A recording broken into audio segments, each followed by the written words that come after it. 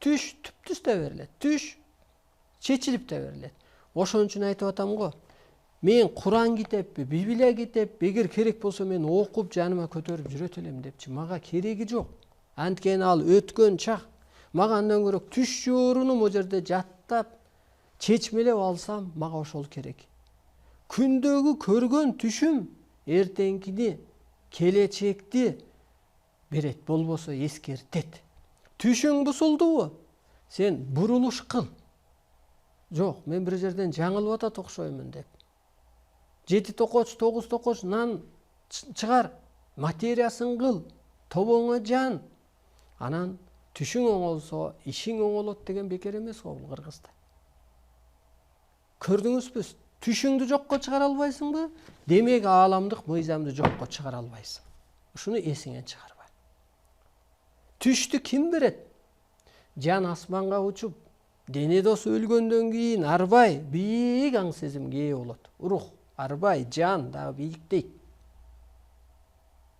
Ар дайым түштөн, көрүнүштөн, кырсык кыйынчылыктан мына теңирдин улуу эле мене чакырып турат.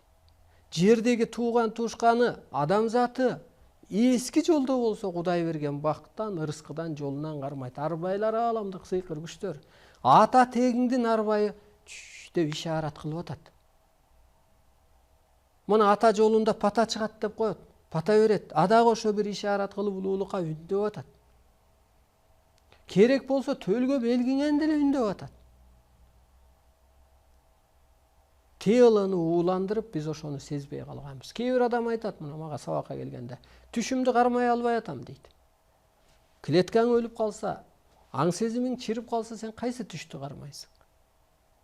Мына мага түшүмдө да берип коет көп байланышты. Ачыкта да берет. Кадимкидей эле ачыкта басып баратсам деле. Кээде кулагыма кыйкырат. Керектүү учурларда. Көрдүңүзбү, аалам менен сиз гармонияда болсоңуз, тагдырыңыз ааламдан келген, бул дүйнөгө кызматка буйрулган, элди ушу улуулукка үндөсөңүз, кызматыңызды кылсаңыз, ошо периштелердин көзөмөлүндө болосуз, коргоп, коштоп турат. Анда пенде сени эчтеке кыла албайт. Отко 30 жолу салса дагы күйбөйсүң сенчи.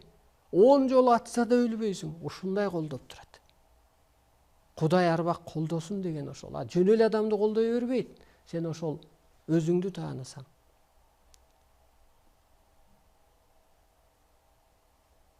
Кызматыңды кылсаң, жок дегенде күнөөң кечирилет. Бу жерде так берилет. Күнөөлөр кечирилеби десе, күнөө жасаган адам жаман эмес, жан дүйнөсү жарды деп эсептелет.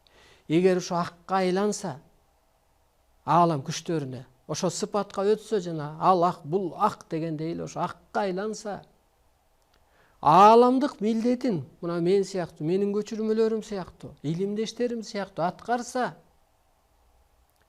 күнөөсү кечирилет деп берилет. Кайра жаралган адамга барабар болуп калат дейт. Кайра жаралган бала алей де күнөө жок да, апапак да, нурлуу да.